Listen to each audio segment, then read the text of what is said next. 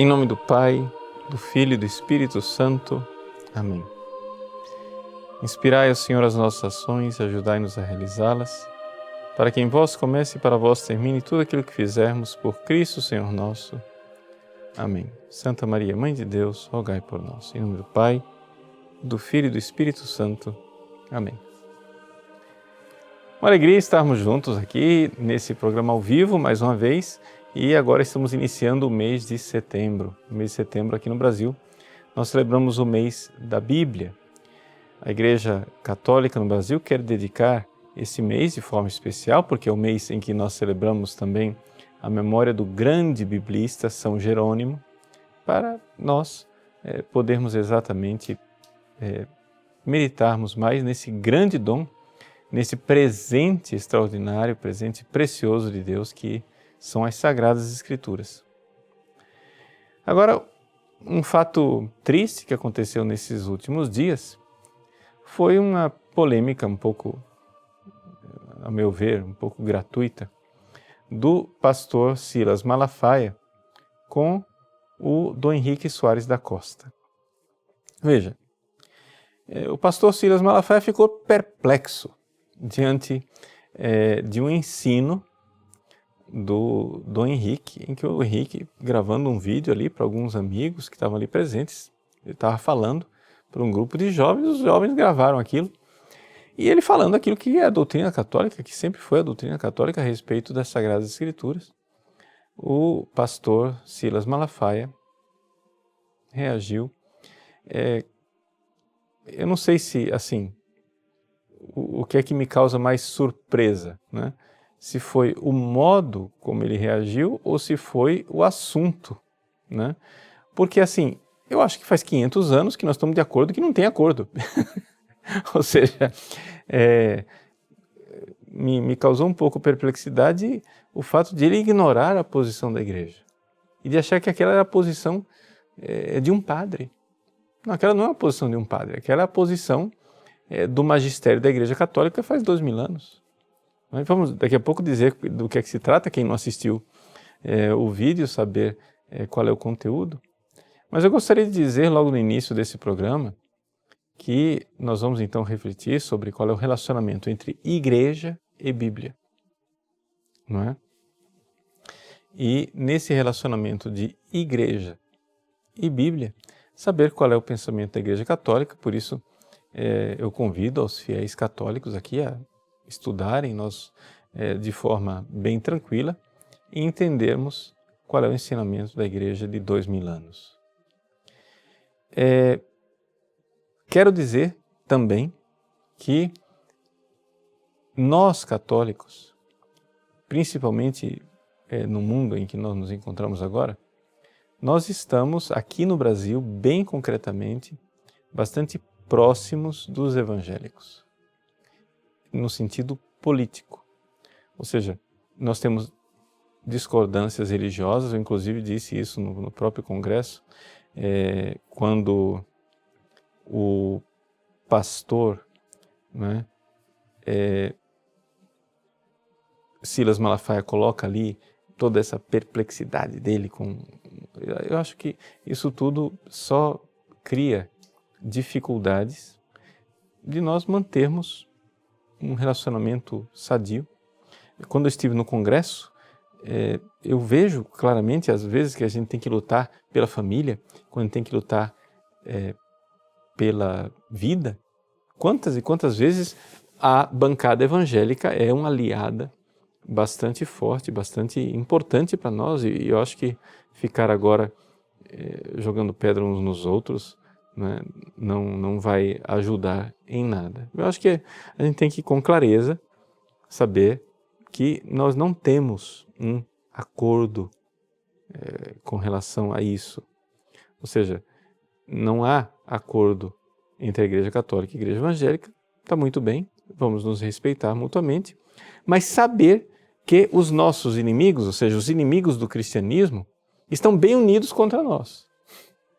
E se nós não nos unirmos politicamente para defendermos o cristianismo como um todo, eles vão vir com o trator em cima de nós. Então, eu acho que não é conveniente, não é oportuno nós ficamos agora com rixas desnecessárias. Agora, claro, dentro do debate teológico, as coisas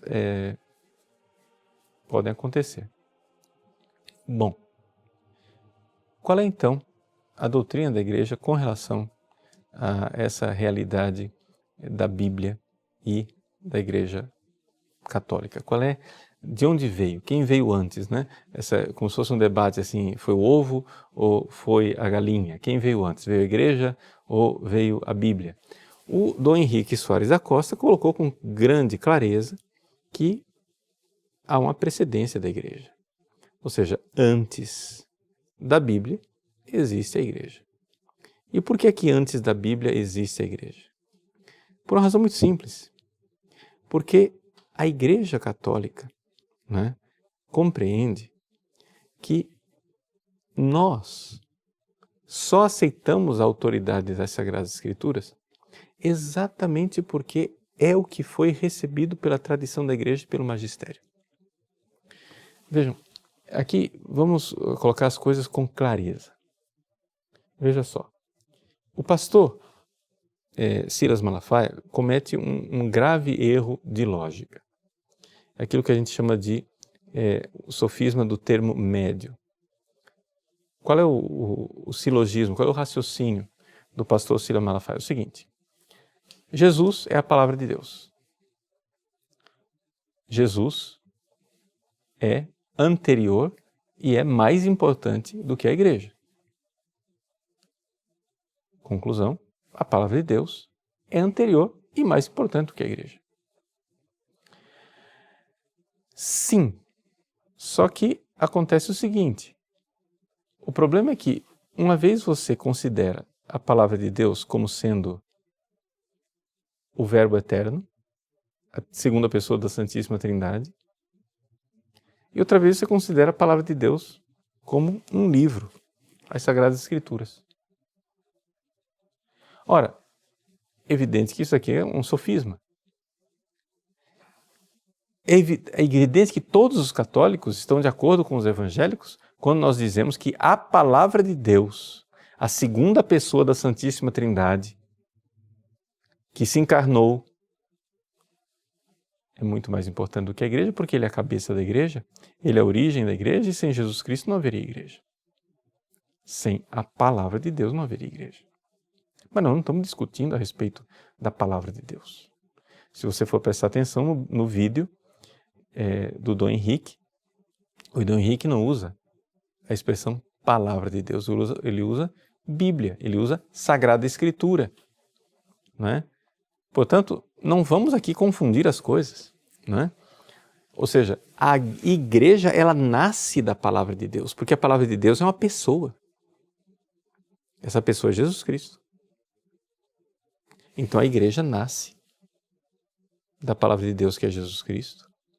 Ele é o esposo da Igreja.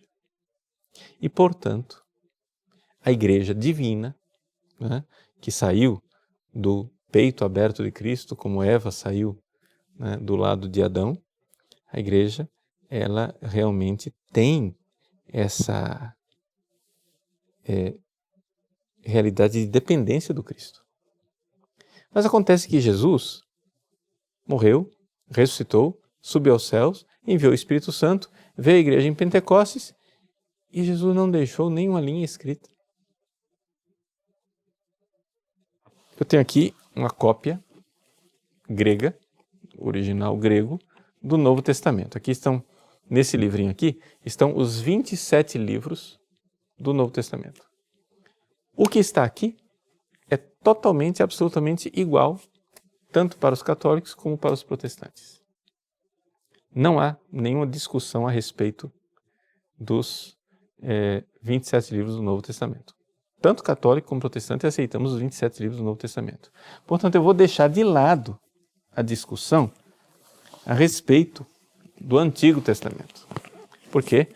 Porque nós, católicos, pegamos uma lista que é mais parecida com a lista da Septuaginta e os protestantes pegaram a lista judaica. Não vamos entrar nessa discussão aqui. Quem quiser entrar nessa discussão, nós temos uma aula do Catecismo da Igreja Católica no nosso site, aula número 14, quem quiser entre lá, e eu irei mostrar detalhadamente a história da lista dos livros da Bíblia. Aqui eu estou procurando um atalho, porque senão nós vamos ficar nessa discussão aqui sem fim.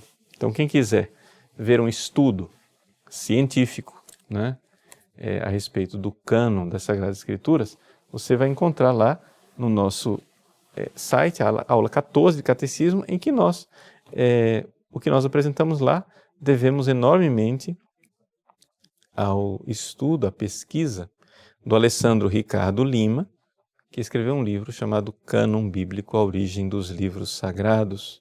É um livro de 2007, da editora Com Deus, está à disposição também no site da editora Eclésia, para quem quiser comprar. Isso é o Antigo Testamento, vamos deixar de lado. Para quem quiser aprofundar, veja lá. O fato, porém, vamos ficar aqui. Vamos resumir a nossa conversa aqui, né? Para você católico ficar sabendo. Estes 27 livros que estão aqui, para nós católicos, são idênticos aos 27 livros das Bíblias protestantes. Estamos falando só do Novo Testamento. Ora, quando Jesus subiu aos céus, ele não deixou uma linha escrita. A única notícia que nós temos que Jesus escreveu alguma coisa foi na esplanada do templo, em que ele traçou na areia alguma coisa lá, mas aí o vento levou, pronto, acabou. O que Jesus escreveu, nós não temos. Portanto, o que nós temos é um livro que não foi escrito por Jesus. Esse livro foi escrito por autores sagrados, que nós costumamos chamar de hagiógrafos. Por exemplo, o primeiro livro que está aqui, a tradição diz que foi escrito por Mateus. Katamataion é o primeiro evangelho. O segundo evangelho foi escrito por Marcos. Katamarkon, segundo Marcos. O terceiro, escrito por Lucas. Katalukan. O quarto, e assim por diante, né? Ioannem, e aí vai até os 27 livros, até chegarmos no Apocalipse. Pergunta: quem disse que esses 27 livros são os livros inspirados por Deus? Jesus não foi, porque não tinha nenhum escrito quando Jesus estava aqui nesse mundo. Ok? Quem foi que disse? Ah, não, isso foi uma inspiração divina, não foi nenhuma autoridade humana quem definiu esses 27 livros, essa é a resposta que os protestantes dão. Não foi nenhuma autoridade humana, foi a inspiração divina. Sim, mas a inspiração divina inspirou quem? Quem? Quem? As pedras, as flores do campo, as árvores, os chimpanzés da África? A inspiração divina inspirou quem? Ah, foi uma unanimidade. Não é a verdade histórica. O pastor Silas Malafaia, me desculpe, o senhor perde até um pouco assim a moderação e diz, porque quando o povo descobrir a palavra... Bom, o povo tem acesso à palavra. As Bíblias estão aí nas bibliotecas, nas livrarias, quase toda casa tem uma Bíblia. O povo não precisa descobrir a Bíblia. O que o povo precisaria descobrir é a história da Bíblia, e é isso que está escondido do povo. O que o povo precisa descobrir é que a Bíblia não caiu do céu de paraquedas. Não é? Como foi que apareceram esses 27 livros? Quem fez essa lista? Foi uma batalha das mais encaniçadas durante séculos. Nos primeiros séculos da Igreja, havia os gnósticos, que queriam introduzir muito mais do que esses 27 livros. Queriam colocar, por exemplo, qual é o grande trunfo do Dan Brown no seu Código da Vinci? É que ele está escandalizando as pessoas.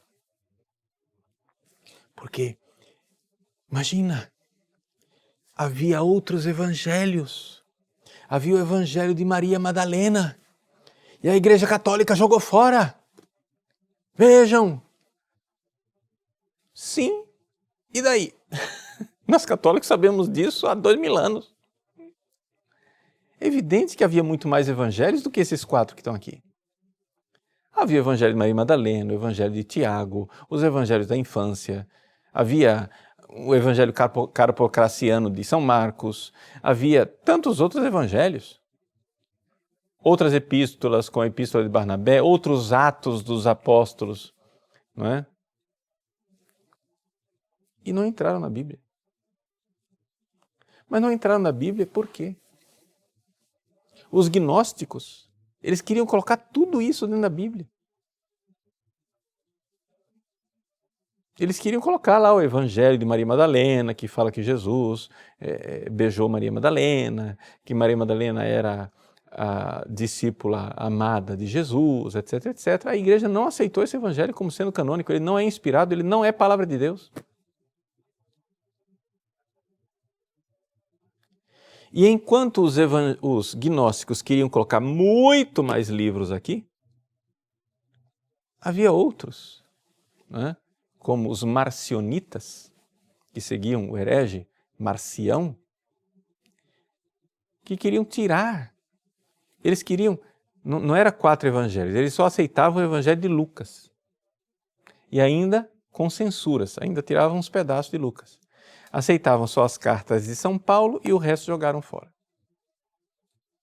Então, quer dizer, se fosse por Marcião, seriam muito menos livros. Se fosse pelos gnósticos, seriam muito mais livros. E esse debate, esse arranca-rabo, essa disputa, né, ela foi uma disputa encaniçada durante séculos. Vamos lá. Você, fiel católico, me diga, quem foi que fez a lista dos 27 livros do Novo Testamento? Eu não estou querendo entrar no debate do Antigo Testamento, porque levaria a gente muito longe, essa história lá, debate com os protestantes. Vamos ficar no acordo, nós estamos de acordo. Todos, absolutamente todos os católicos, absolutamente todos os ortodoxos, absolutamente todos os protestantes da face da terra, todos os que se dizem cristãos, todos, absolutamente todos, aceitam os 27 livros do Novo Testamento sem discordar. Essa unanimidade veio da onde? Já que nos primeiros séculos havia um grande debate. Não me venha dizer que foi uma unanimidade que os apóstolos, bingo, iluminados, disseram, é isso. Não. Se você for ver, nas primeiras listas canônicas, por exemplo, o livro do Apocalipse quase não estava presente, porque em muitos lugares era tido como um livro herético. A segunda e a terceira carta de São João quase não entrou. Em compensação, havia um outro livro, o Pastor de Hermas, que era muito popular e era lido em muitos lugares. E aceito como sendo um livro bíblico. Então, quem foi? Essa é a pergunta que não quer calar. Ora, não há por onde escapar. Ou você crê que a igreja foi inspirada, a igreja foi inspirada para escolher esses 27 livros, ou então, de onde veio isso? Se houve tanto debate, se houve tantos séculos de disputas, onde a coisa só foi se esclarecer, né, no cânon do Novo Testamento, lá no final do século II, você encontra já algum fragmento ali, o fragmento de Muratori, tem uma lista parecida com a nossa, mesmo assim ainda não está completa. Você encontra algumas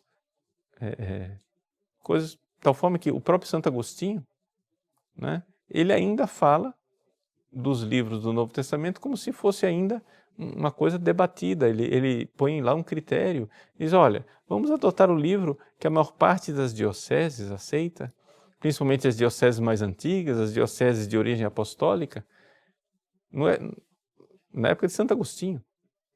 Estamos falando final do século IV, início do século V. Então, não tem por onde escapar.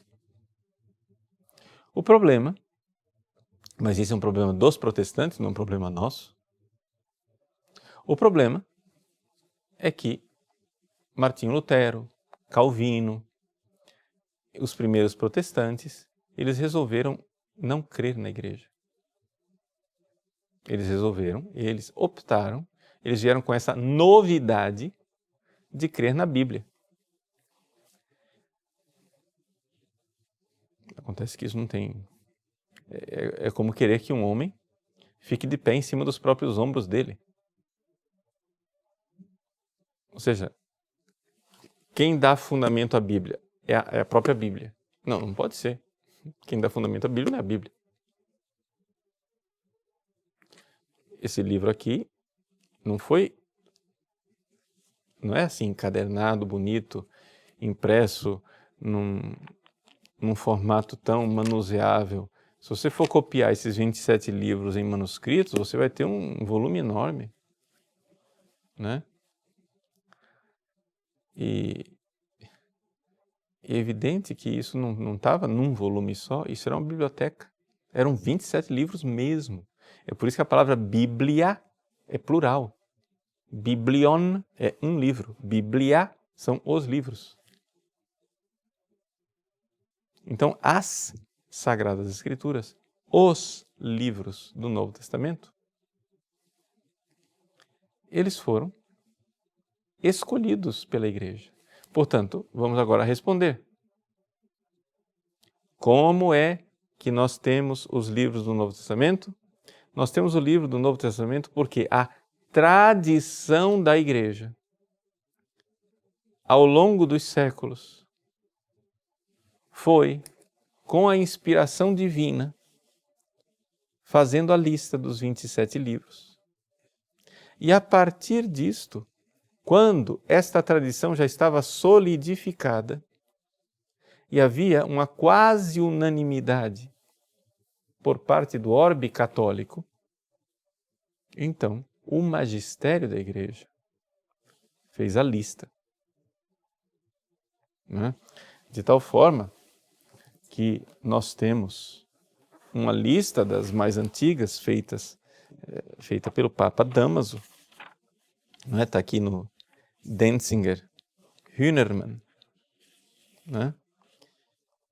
Em que ele coloca, pode olhar lá no número 179 do Denzinger Hünermann, os livros, né, das Sagradas Escrituras.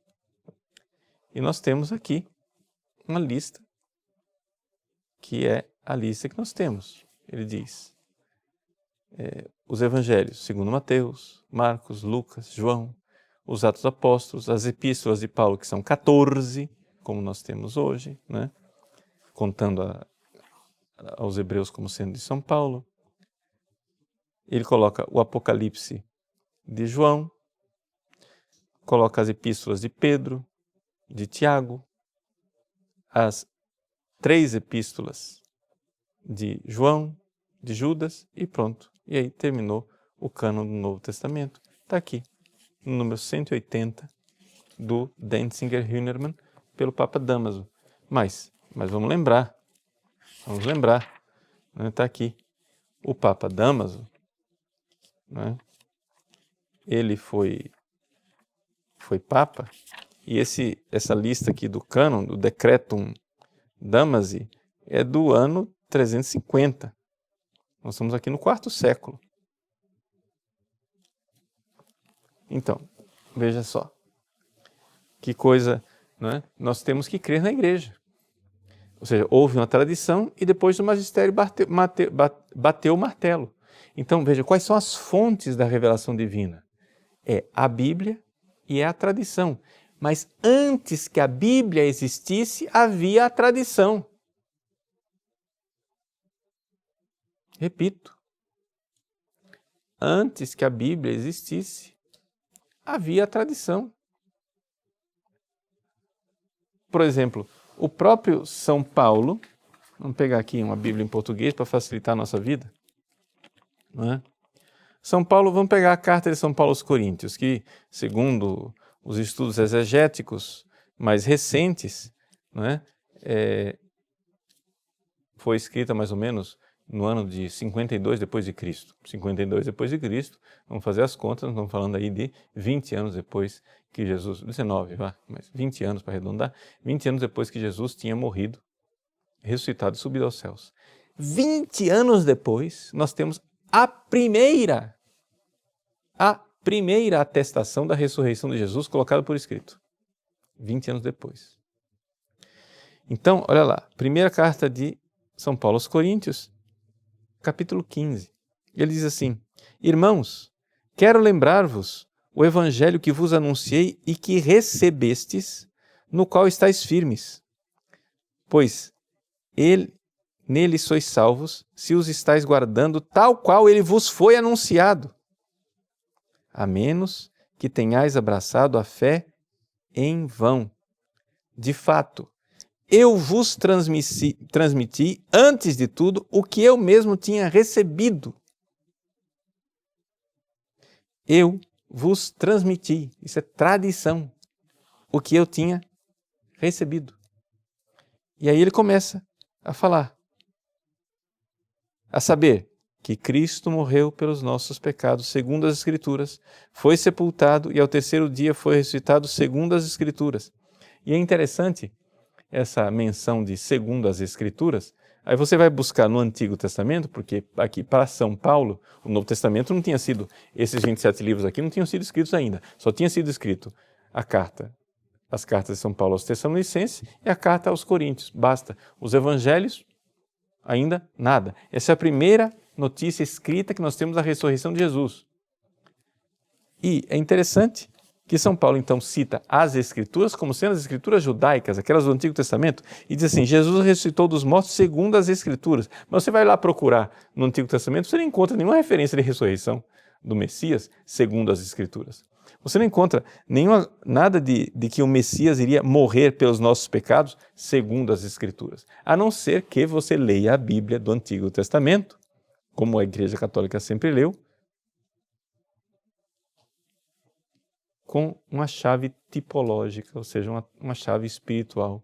Mas isso é só uma pequena dica para você que quiser aprofundar, de olhar o nosso curso de Introdução à Bíblia, que está no nosso site, padrepauloricardo.org. Né? Eu ensino para você como é que nós lemos o Antigo Testamento. O Antigo Testamento não é para ser lido ao pé da letra, é para você encontrar no Antigo Testamento o Cristo, mesmo que ele não esteja lá no sentido literal. Existe o sentido espiritual, mas isso é um outro curso. Então veja só, ele está dizendo aqui, eu vos transmiti aquilo que eu tinha recebido. Quer dizer, nós estamos há 20 anos da morte, ressurreição e ascensão aos céus, há 20 anos de Pentecostes, e São Paulo já está falando de tradição. Sabe por quê? Porque não tinha Bíblia. Havia só o Antigo Testamento, as Sagradas Escrituras judaicas, mas não havia Novo Testamento. E o que é que fez com que nós continuássemos crendo ao longo... Como é que a igreja viveu ao longo desses séculos, desde que começaram a ser escritos os livros, né, do Novo Testamento? Vamos lá. O primeiro livro a ser escrito no Novo Testamento, os exegetas estão de acordo que é o quê? A primeira carta aos Tessalonicenses. Tá? O último livro a ser escrito, os exegetas estão de acordo, foi o Apocalipse. Nós temos aqui um arco de tempo de 50 anos. Só para escrever isso aqui levou 50 anos. Não é? Mas são 50 anos em que esses livros foram escritos e estavam espalhados por muitos lugares. Não é? Esses livros estavam espalhados. São João escreveu o Apocalipse para as igrejas da Ásia. Né? Sei lá, Marcos escreveu o seu evangelho para a igreja de Roma. Lucas, para a igreja dos gregos, e assim por diante. Então, o que é que acontece? As Sagradas Escrituras foram sendo escritas e estava espalhado por toda a bacia do Mediterrâneo. Agora imagine só que negócio, o negócio estava lá espalhado na bacia do Mediterrâneo, e para coligir isso tudo, e para fazer uma lista só, e para que tudo virasse um único cânon do Novo Testamento, levou quantos séculos? Só para escrever levou 50 anos, para terminar o debate levou pelo menos 2 séculos.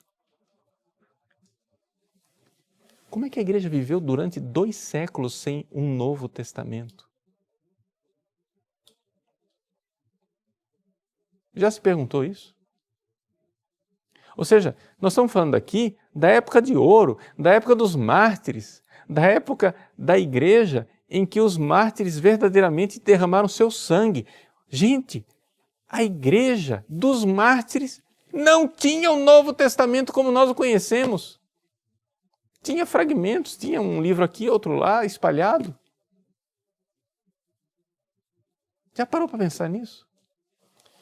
Ora, se é assim, se a igreja, no seu albor, se a igreja no seu início, se a igreja no seu momento mais próximo da fonte, se a igreja com aqueles luminares de santidade que eram os mártires, se a igreja com tantos e tantos, centenas, milhares de cristãos derramando seu sangue por fidelidade a Cristo, não tinha uma Bíblia para ler.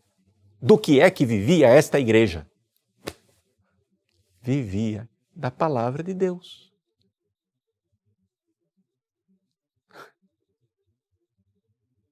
Mas a palavra de Deus não é a Bíblia.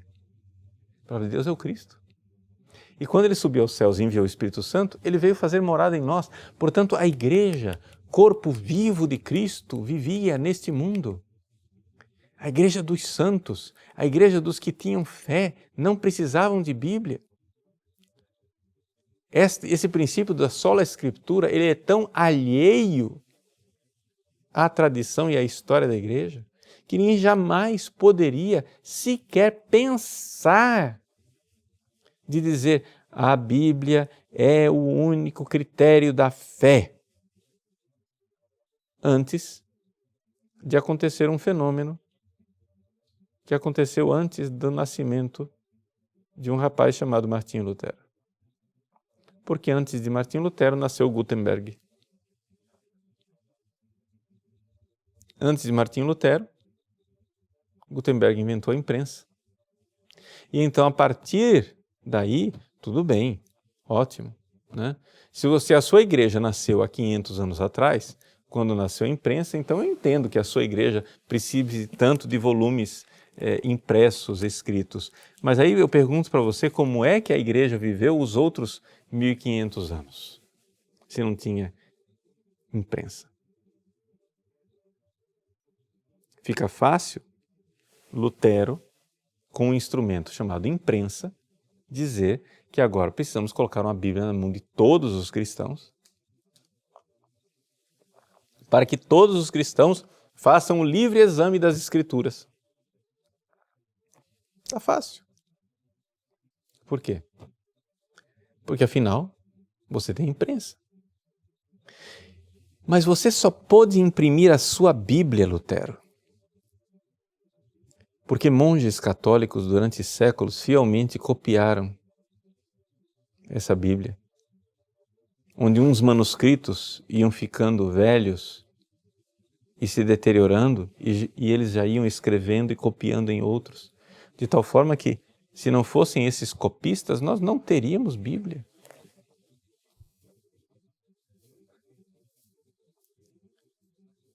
Então, é evidente que nós estamos aqui, né, diante de uma realidade. Não haveria Bíblia sem tradição. Não haveria igreja sem tradição. A Igreja Católica crê que a Bíblia, ela é um instrumento preciosíssimo para fazer com que nós conheçamos a palavra de Deus. Gente, o que seria de nós sem a Bíblia? O que seria de nós sem a Bíblia? É um instrumento preciosíssimo, preciosíssimo, preciosíssimo, mas é um instrumento. Um instrumento para nós termos acesso àquilo que é a revelação divina que chega até nós pela Bíblia e pela tradição, pela Sagrada Escritura e pela tradição como fontes da revelação divina. E o que é que diz que a tradição é a verdadeira e autêntica tradição da Igreja? E o que é que diz que a Bíblia é a verdadeira e autêntica Bíblia da Igreja? É o selo do magistério, que é o servidor dessas duas fontes. Então, a coisa só fica de pé se houver um tripé. O tripé não é só a Escritura, um pé só. Um pé só não sustenta.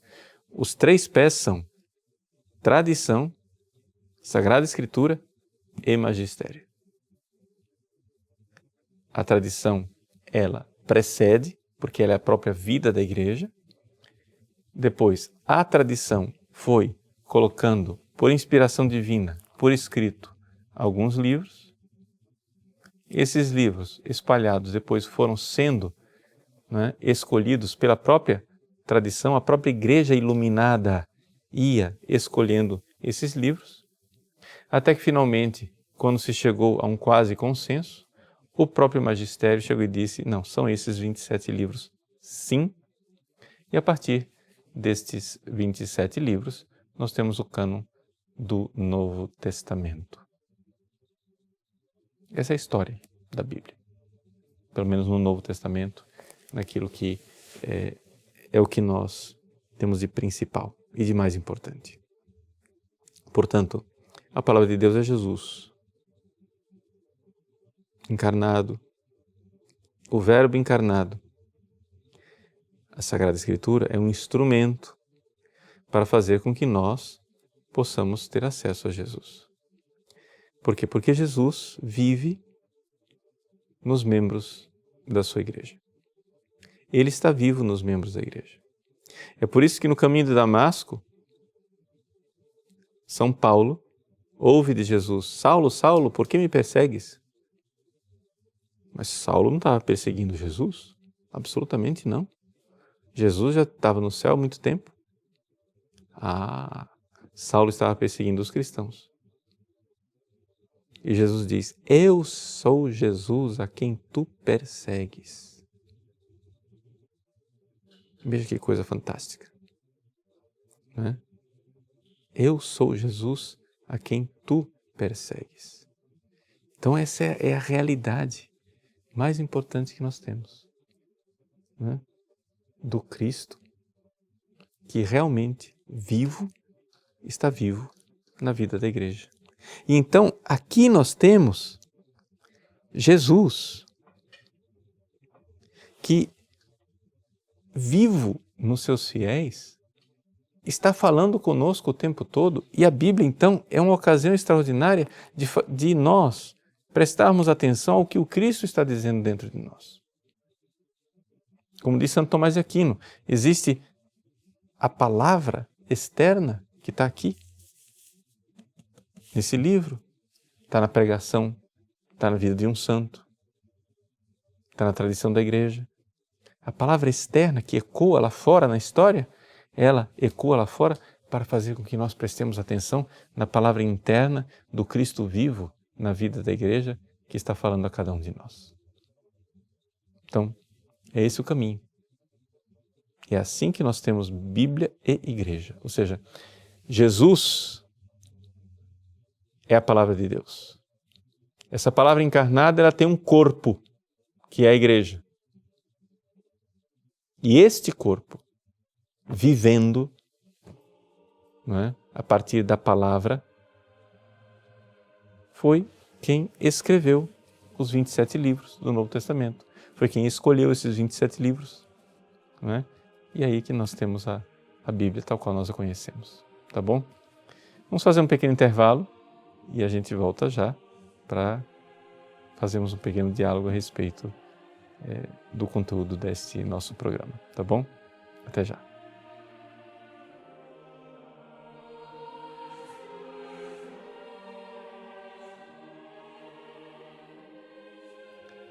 Retornamos então para termos esse momento de diálogo a respeito das Sagradas Escrituras.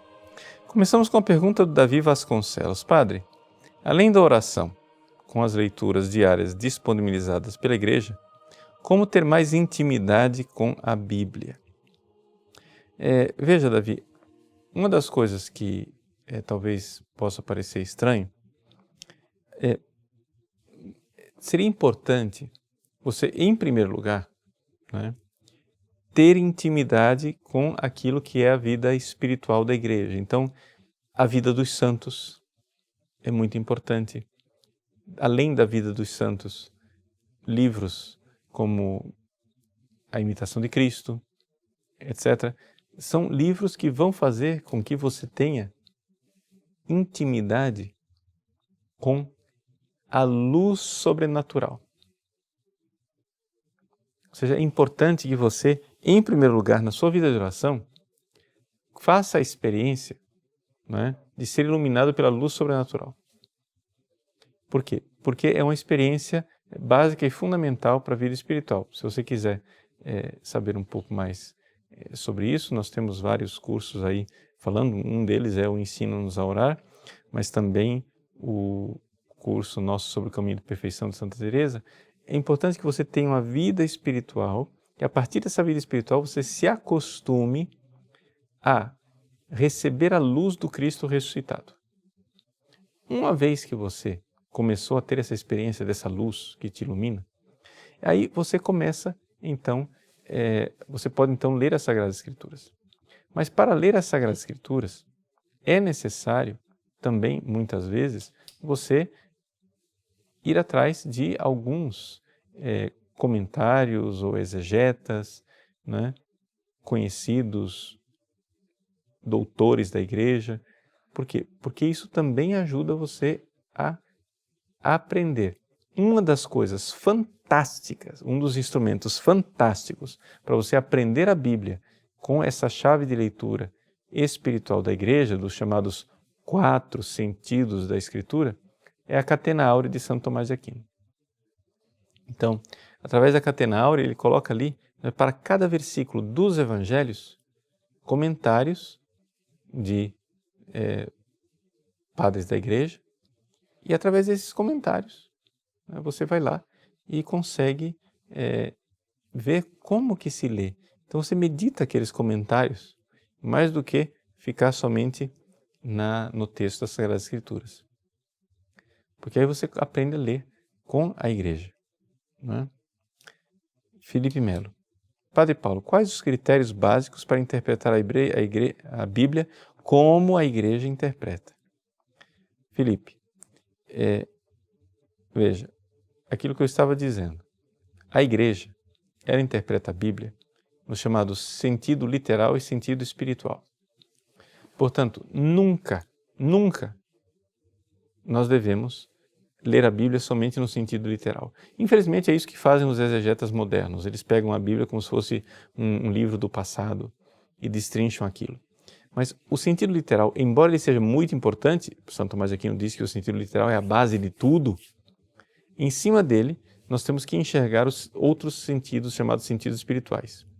O sentido espiritual, eles são basicamente 3. O sentido moral, em que eu consigo ver ali naquilo que está sendo narrado uma norma de vida, como eu devo me comportar.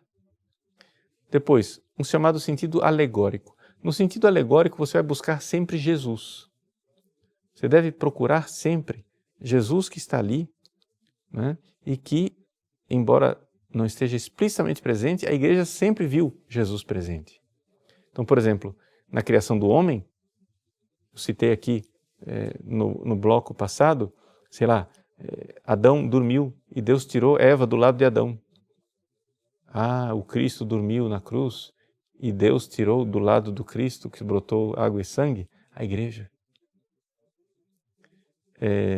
Noé entrou na arca, a arca era de madeira. Aí é a cruz de Cristo que salvou a todos nós do dilúvio. Abraão, né, sai da sua terra e vai e com a grande fé sacrifica Isaac. No Isaac sacrificado, nós vemos o quê? O pai, né, que entrega o seu filho na cruz. E assim por diante. A gente sempre encontra o Cristo, é o sentido alegórico, né, que deve estar lá presente.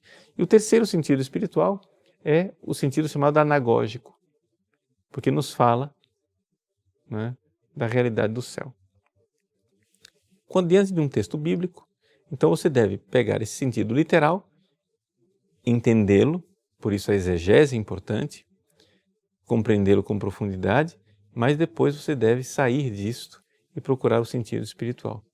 É por isso que eu dizia, na resposta anterior, que você precisa primeiro se habituar com a luz sobrenatural da graça, ou seja, com a luz do Cristo ressuscitado, que ilumina a verdade. Senão você não vai conseguir encontrar isso lá nas Sagradas Escrituras. Né? Então nem sempre as pessoas estão prontas para ler as Sagradas Escrituras. Gabriel Henrique, padre, sou seminarista, venho perguntar para o senhor qual a melhor tradução da Bíblia para estudos. Veja, Gabriel, é difícil a resposta. Vou dizer por quê. Porque todas as traduções que nós temos atualmente, todas elas têm algum defeitinho, não é? Para estudar, eu gosto muito das notas. Atenção, a palavra, as notas da Bíblia do Peregrino, né? Essa Bíblia aqui. Por quê? Porque o padre Alonso Schöckel, que fez essas notas aqui, ele fez essas notas com uma sabedoria espiritual muito grande, fazendo algo que hoje os exegetas não ousam fazer, que é comentar a Bíblia com a Bíblia e ler a Bíblia como um todo. Hoje, os exegetas têm essa mania de fatiar a Bíblia. Então, o que acontece? Eles dizem, não, essa aqui é a teologia de Marcos, a teologia de Lucas é outra. Então, você já não pode pegar um versículo de Marcos e usar para interpretar Lucas. Pecado mortal, porque é outra teologia. Mas, gente, o autor é o mesmo, é o Espírito Santo. Então, o padre Alonso Schöckel, ele lê a Bíblia com a Bíblia e isso é muito bom. Então, estou falando das notas de rodapé. A tradução do padre Alonso Schöckel, ela não é uma tradução literal. E essa é a dificuldade dela. Ela é uma tradução que tenta expressar dentro da cultura hebraica ou da cultura da língua grega o que o autor está dizendo. Então ele faz adaptações. Então tem essa dificuldade. A Bíblia de Jerusalém, na edição antiga, ela era um pouco melhor. A edição atual fez opções textuais, às vezes um pouquinho ousadas, assim, meio liberais. Então a Bíblia de Jerusalém é meio problemática. A Bíblia da CNBB, né, a tradução da CNBB, a própria comissão, né, o próprio padre Koenigs, que dirigiu a comissão de tradutores, eles dizem que não está pronta. Ou seja, ela está sendo ainda revista porque nem tudo aqui foi feito com de forma criteriosa. Então, ainda não é uma obra unitária a Bíblia da CNBB. Ainda é uma obra de um pouco de retalhos, porque, claro, cada autor pegou um livro, foi traduzindo, tentaram fazer uma revisão para unificar as coisas, mas ainda há coisas assim que causam um pouco de perplexidade, embora é uma tradução muito boa, uma tradução boa. Porém, os próprios autores dizem que ela ainda não está terminada. A Bíblia da Ave Maria, ela tem um quê interessante porque ela tenta ficar naquilo que são as formulações mais tradicionais que nós estamos acostumados. Por quê? Porque, na realidade, uma Bíblia católica, ela deveria ser traduzida usando as opções de tradução da chamada Neo-Vulgata. Eu tenho aqui a Vulgata Clementina, né, que a Igreja usou durante séculos. Esse texto aqui da Vulgata, ele foi revisto depois do Vaticano II pelos exegetas, nas opções textuais, etc., etc., e se tornou então o que nós chamamos de Neo-Vulgata. Eu não trouxe aqui a Neo-Vulgata, eu só me lembrei quando cheguei aqui hoje, podia ter trazido para vocês verem a Neo-Vulgata, tenho lá em casa. Mas a Neo-Vulgata, ela precisaria ser o parâmetro das traduções católicas, mas aqui no Brasil nós não temos nenhuma tradução que siga as opções da Neo-Vulgata, né? Então, assim, na verdade a gente tem que meio que cotejar entre as várias traduções e terminar fazendo uma opção. Existem, claro, as outras traduções, como outras traduções da Loyola, como a TEB, né, a tradução ecumênica, e as traduções mais antigas, né, traduzidas da Vulgata, como a Mato Soares, etc., etc., todas têm a sua vantagem. O que acontece é o seguinte, no fundo, nós aqui no Brasil ainda não estamos muito bem servidos de traduções bíblicas. A gente tem que se virar um pouco, né, comparando as várias traduções e, claro, estudando, né, as línguas originais, principalmente o grego. O hebraico, eu sei que é mais pedreira, mais difícil, né? Mas o grego do Novo Testamento não é que seja uma coisa impossível para a gente ter uma noção básica daquilo que é o grego do Novo Testamento.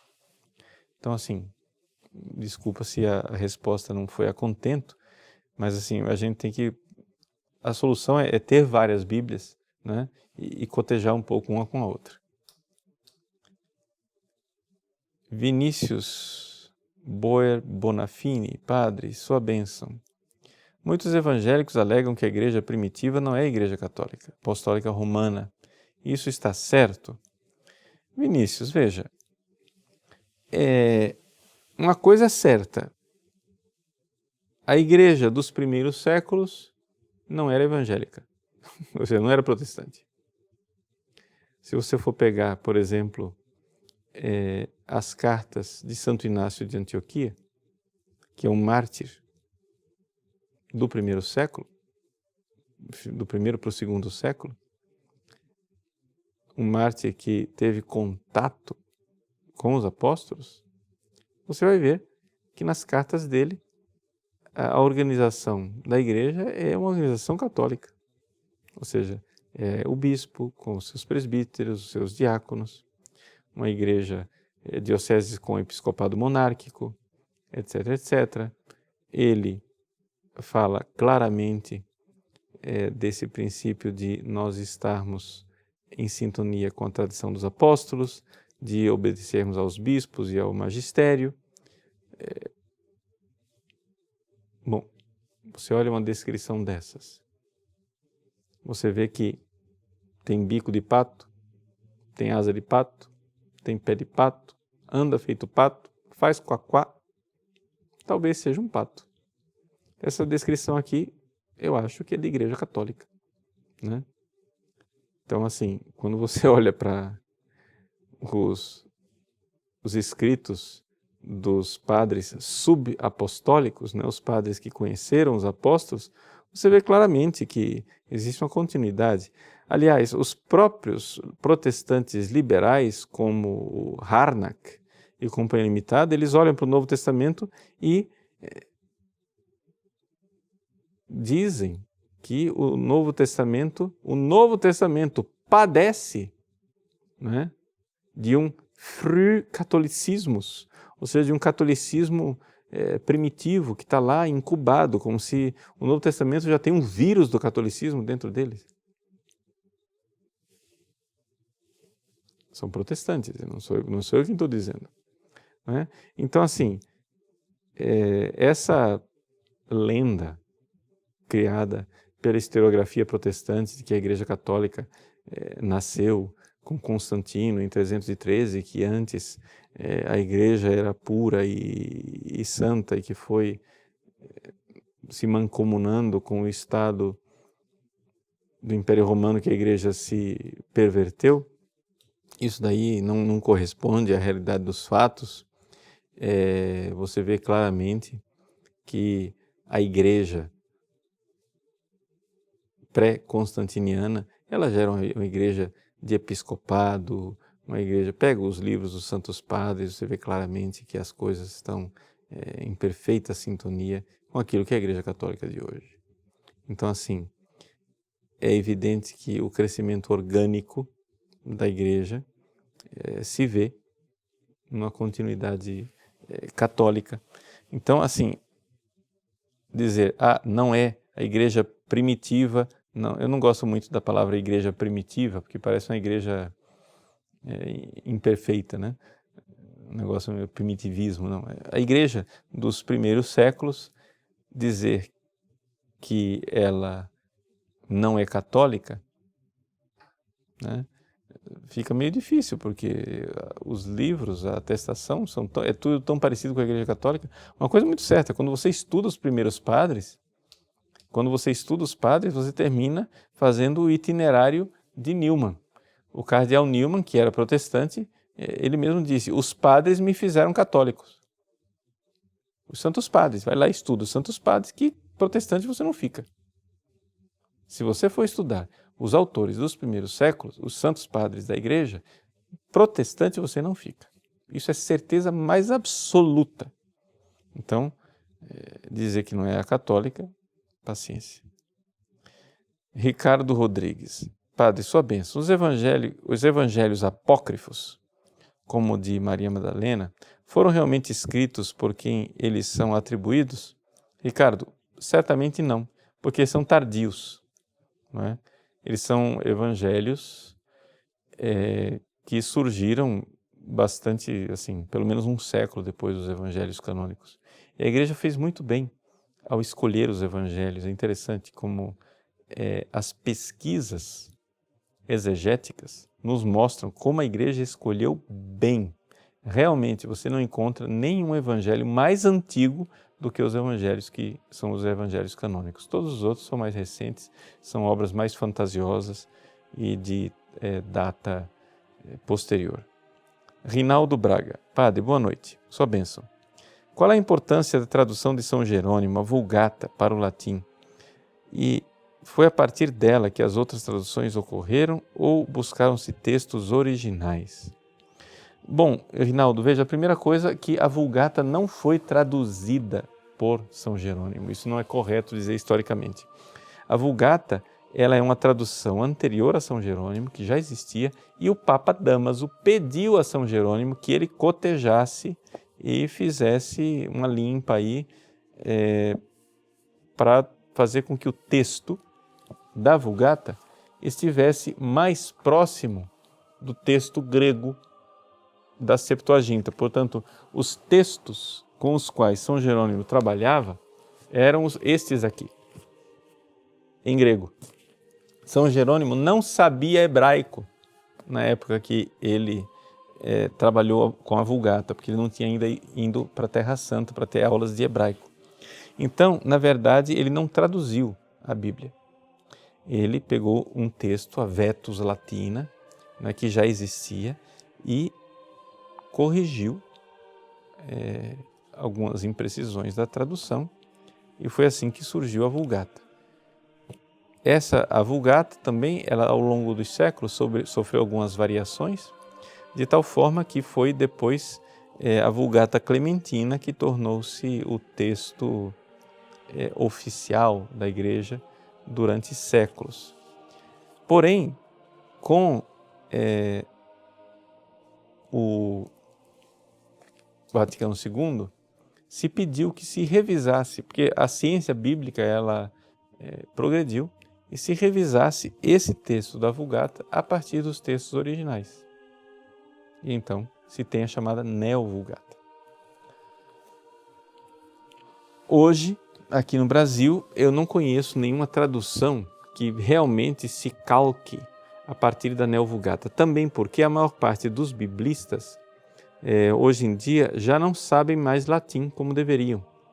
Né? Ou seja, os biblistas estudam grego e hebraico. Para fazer uma tradução da Neo-Vulgata, você precisaria saber latim. Né? Então está faltando latinistas. Então a maior parte das traduções que nós temos, pelo menos naquilo que elas dizem que vem dos textos originais grego e hebraico. Não é? Então é essa a coisa que nós temos aqui no Brasil. Tá bom? Então foi uma alegria estarmos juntos aqui, de debatermos e conversarmos a respeito desse tema tão importante no início deste mês, que é o mês de setembro, o mês da Bíblia. Tá bom? Deus abençoe você até a semana que vem, se Deus quiser. Em nome do Pai, do Filho e do Espírito Santo. Amém.